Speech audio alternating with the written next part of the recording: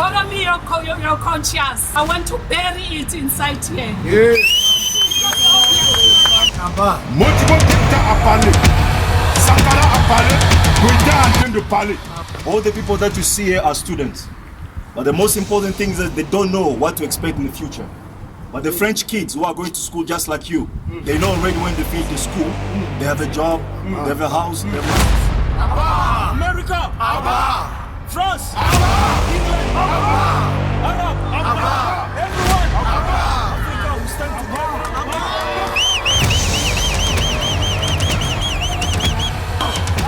Mass young fool! Commando!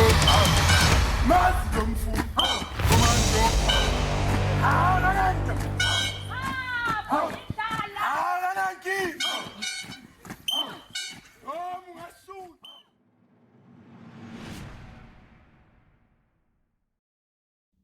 Peace and love, freedom and decolonization to all African people, those at home, those abroad, and those in the future. If you have two shoes, please sell one and buy a sword.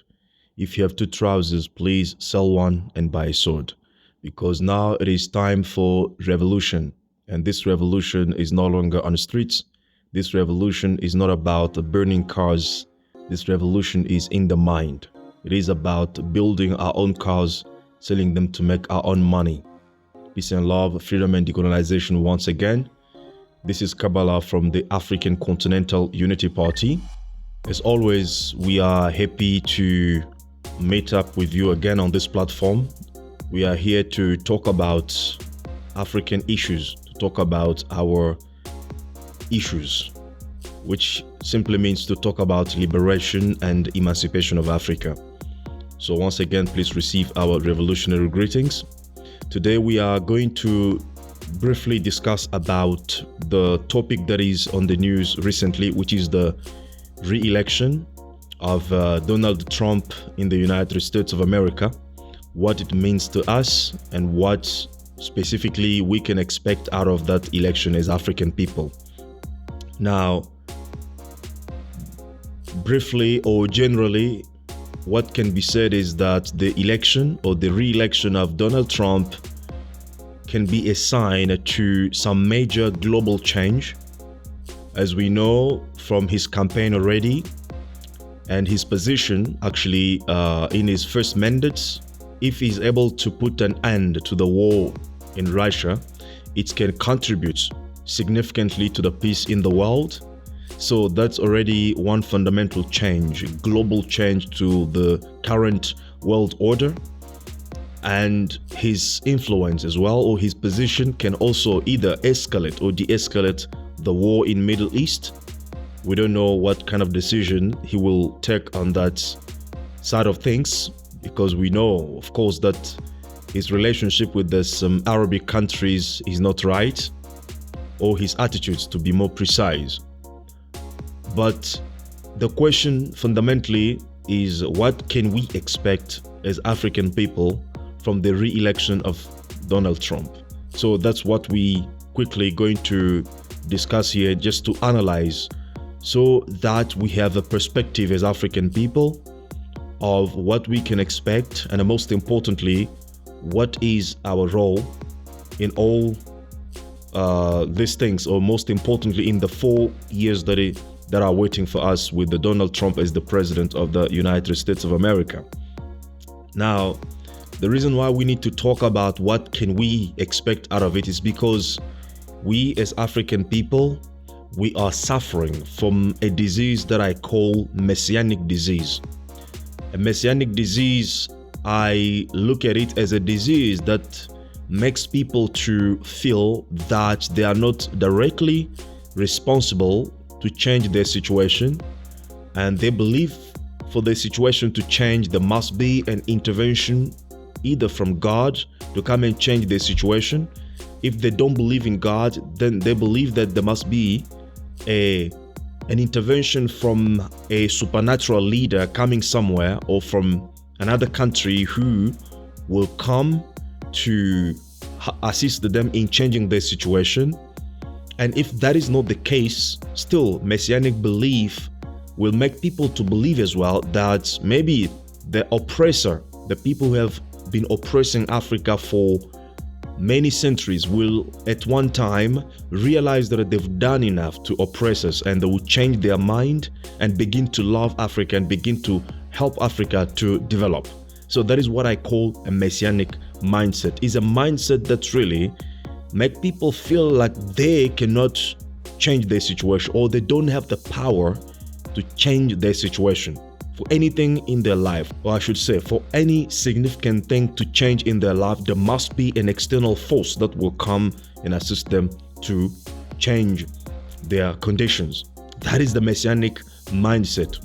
And we saw that mindset when Barack Obama was elected as a president in the United States of America.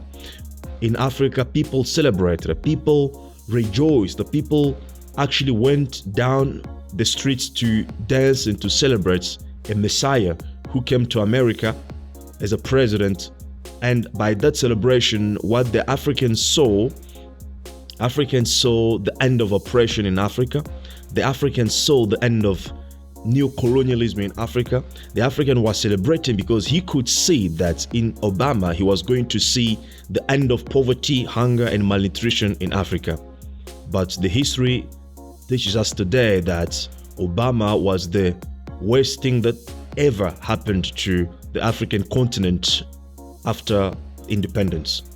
So when Obama was kicked out, Trump came into power, we saw some reaction, some kind of disappointment in other areas, or happiness in other areas as well, which makes me to believe that people were actually expecting something from these political games that we see in the United States of America. So again, today we see celebration here and there in Africa as well. So the point is, what do we really expect out of what is happening in America as African people? It's because we have been seeing these celebration, whether it is the Republicans who are winning or the Democrats who are winning. So we see some kinds of enthusiasm in Africa. So the question is really, what can we expect now? Quickly, the first thing that I want to mention is that there's no difference. There's no difference between Republicans and Democrats when it comes to foreign affairs. The United States position towards global affairs. There's no difference between these two positions. However, there might be only maybe a difference in strategy, but the goals or the objective pursued by America, whether it's Democrats in power or Republicans in power, the goal when it comes to global affairs is only one goal. Now, before we get to that, sometimes we hear them saying that there are left wings, others saying that there are right wings. But look at this. When you take the two wings, you look at them, they are connected to the same brain. And actually, this is even symbolically appearing in all the currencies and national symbols. You see this eagle with the right and left wings, but both wings are connected to the same brain. So it doesn't matter whether the president is Democrat or Republican. What matters is the brain that actually dictates the agenda of the president, and that's the most important thing. And that brain has one objective and has one mandate when it comes to the African reality. And that mandate or that objective was explained right after the Second World War by American policymakers who designed the world and structured it in different blocks. And Africa was part of what was called the Grand Area. And when you read in a document such as the National Security Council Memorandum 68, which is the document produced by the American policymakers themselves, you will see that the objective or the goals that they wanted to achieve with Africa and other countries that were part of the Grand Area was to make these countries reservoirs of natural resources that America wants. In other words, these countries' role in the new world, in the new global paradigm, was just to be there, a place for Americans and allies to go and take whatever resources they want and then to dump their products for consumerism in these countries. So when Donald Trump says that he's going to bring jobs to America, for instance, when you see the statistics, you will see that America is about above 300 million people, and in that 300 million, you have only 37% who have higher education, like you have university degree, like bachelor degree, 37%.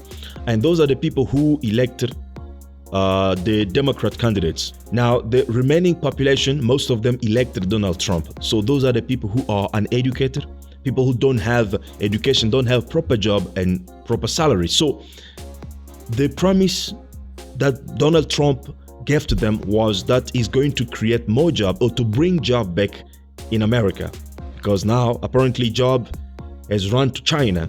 So he has to bring job back in America. He has to create more conditions for these people, and that is how they've elected him. Even though he has been accused of rape, corruption, all these crimes that he's been accused of, but people the morality didn't count for people, simply because they want the job, they want the job back, they want the salary. So these are the people who elected Donald Trump. So how does he going to do it, or how does he going to go about bringing back the job in America? Is to make sure that that's objective, foreign objective of American policy is totally realized, which is to bring back job to America. And that means we in Africa, other people in Asia, we are not supposed to transform our resources in our countries, because that is to create jobs in our countries. We are not supposed to do anything with our natural resources, because that will bring jobs to our countries. But America wants jobs back. So what they have to do is what? To reinforce that policy, so that all the resources in Africa, all the resources in the Middle East, all the resources in other countries that are part of the grand area must be transformed, worked in America. And that is how he brings job back. So us, we don't have to transform those things. We just have to sit there to consume what has been produced in America. So if you understand how the world works, you will realize that this is exactly what is going to happen, because America, the standards of life in the United States and all these European countries has been sustained by exploiting African resources and other weak countries' resources, and by dumping their products in those countries for consumerism. That's how they sustain the standards of life. So if America want to bring more job back in America, that's the formula. There's no other ways that they will have to do that, because they have to need the resources in order to produce the products that they can sell in the world. So that is to make sure that Africa is unable to produce, to do something with their resources, natural resources. This, you can find the document that I've mentioned, National Security Council Memorandum 68. You will see that these things were already explained in the 1945, somewhere around there, at the end of the Second World War, and America and allies have done all the best they could to make sure that the world follows these guidelines. And all the leaders in Africa who have tried to step out of this guideline, all those leaders have been either executed, assassinated, or overthrown. The list is long. You know who is Thomas Sankara, Kwame Nkrumah, Patrice Lumumba. You know all these people. So this is what America is pursuing. When you talk about left wing or right wing, it doesn't matter. The problem is the brain, the goal, the vision. When it comes to the external policies of the United States of America, you look at this guideline, this orientation, or this objective of making Africa incapable of transforming its resources in Africa, but those resources have to be taken abroad.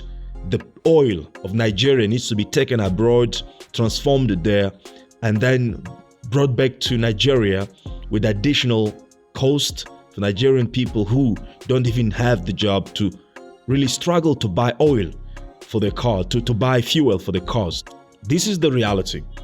Now, the fundamental difference between, as I said, the Republicans and the Democrats is on the strategy which they use to get this policy or this foreign objective realized. And that difference is that strategy actually is that the Republicans, they are out loud with their position towards Africans, for example. They are the people who stand mostly for separation. They believe that they are mostly supremacist, white supremacist, and they believe that they are superior towards other races, and therefore they advocate for separation. That's why they call themselves conservatives. They are there for separation. They worship their culture. They said other people must stay in their line, and we must stay in our line as American people, as white people more specifically. So generally, everything that they do, you will see that it comes down to separation. That's a strategy that they go about. If they oppress you, they want to put you in a category where you feel like you are separated, you are excluded, and therefore you are oppressed. While the Democrats, their strategy is what we can call integration. They want to oppress you, they want to exploit you, to take your resources, to take jobs away from you, to make you, to dump their products in your country, but they do that through the system or the strategy of integration. So how do I explain this? When you deal with somebody like Donald Trump, you know already that he's a racist, he's a sexist, he's a white supremacist, he's all those things. So he puts you in your own category. You remember what he said about African countries, the shithole countries. This is what actually all of them think. But him being a Republican, being a white supremacist, he was able to state it out loud that all these countries are shit countries, right? Was mentioning that about African countries. So this is what you expect from Donald Trump. He puts you in your own category, in your own place. He puts you in a place where then he's able to exploit you, to exploit your resources. And he clearly states the line or the frontiers, so you know who is your enemy and who is your friend. So that's the main strategy of the Republicans. If you want to wage a war, against you, you know that this is the reality, what is happening. But when you go now to Democrats, these are the people that will tell you integration, and this is very dangerous, because when they tell you about integration, what they tell you simply is that you need to give up on yourself, your culture, your identity, your goals, your mission, your vision as a country or as a people, to integrate the white world, the white man's vision, the white man's mission, ambition, and then by the fact that you have to integrate his world and his vision, you are contributing more to his vision, which is more about oppressing and exploiting you than to anything that is about yourself. And at the end, what you have done is to be a contributor to the projects of your own exploitation and your own demise. So this is very dangerous about Democrats. You see, because when you have to integrate, it's like you are writing exam to be admitted into university. You have to comply with whatever standards that the university has established for those who want to be integrated or those who want to be admitted in that particular university. So for you to be integrated with the Democrats, rather, you have to comply with certain standards. You have to accept the LGBTQ in your country. You have to accept certain things. You have to accept all these things that they advocate. Then you will be qualified as a Democrat country and therefore integrated in the paradigm of Democrats. Yet you will end up being exploited, just like Republicans will deal with you. So these are the people who will preach good news for you, who will evangelize to you about unity, about integrated, about a united world, a peaceful world, but underground, they eat you silently, they eat you quietly until you realize yourself that you have no ground, you have nowhere to stand. But when it comes to the Republicans, these are the people who tell you that we don't like you, keep your culture, keep your tradition, keep your language, keep whatever you are, keep your own vision, keep your own aspiration of life, but we don't want you. Actually, we want to exploit you. So for me, as a Pan-Africanist, as revolutionary thinkers, we believe that these are the right people that we need to deal with, because you know what Sun Tzu said is that know yourself, know your enemy, victory is guaranteed. So if you don't know people that you are dealing with, if you are unable to understand who is your enemy, who is your friend, you don't even know how to begin fighting. So for the fact that we are dealing in America with the people that we understand that they are white supremacists, they are separatists, they are sexist, they are all these things, but yet they leave us alone with our culture, they leave us alone with our tradition. If we have to work together on certain issues of global importance, we are working together as different entities that are united on common objectives to deal with certain issues that affect our global world, issues such as global warming, even though the Republicans don't give much importance to that, but there are issues of common interest. The issues of global terrorism, there are also issues of common interest.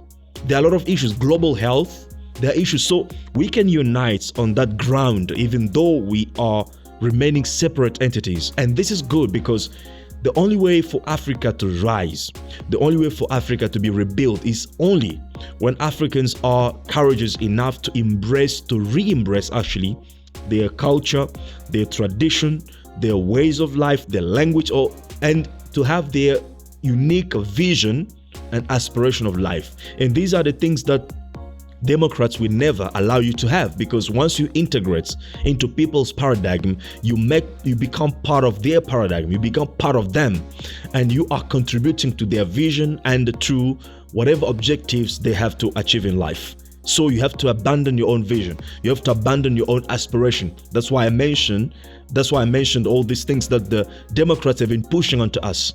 They've been pushing onto us all these things of we have to accept certain changes of family or family structure for you to be qualified or to be part of the Democrats, to be receiving help or attention from them.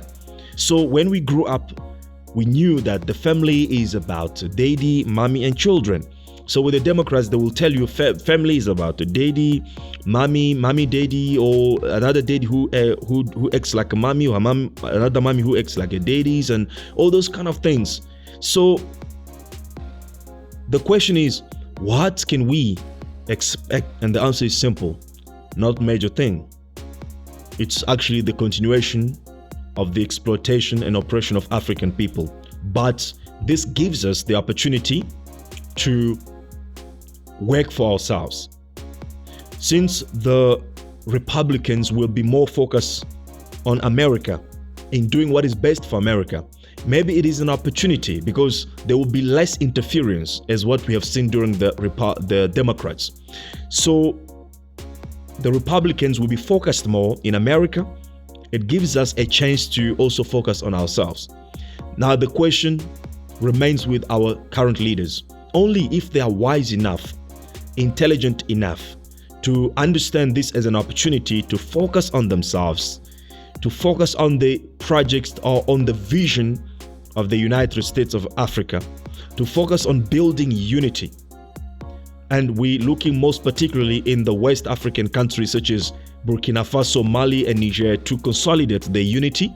This is a great opportunity to also have other countries joining them, because this is the only way we can seize the opportunity to rebuild Africa. Remember, one of the things that defines Donald Trump and Republicans at this moment is that they believe in self-determination. That is why they want to focus on America. Trump wanted to quit NATO, wanted to quit all the convention on climate change, all these things. He didn't even like United Nations. Why? Because he believes in self-determination. He believes that America shouldn't be paying for other people's standards of life. America should be focused on America.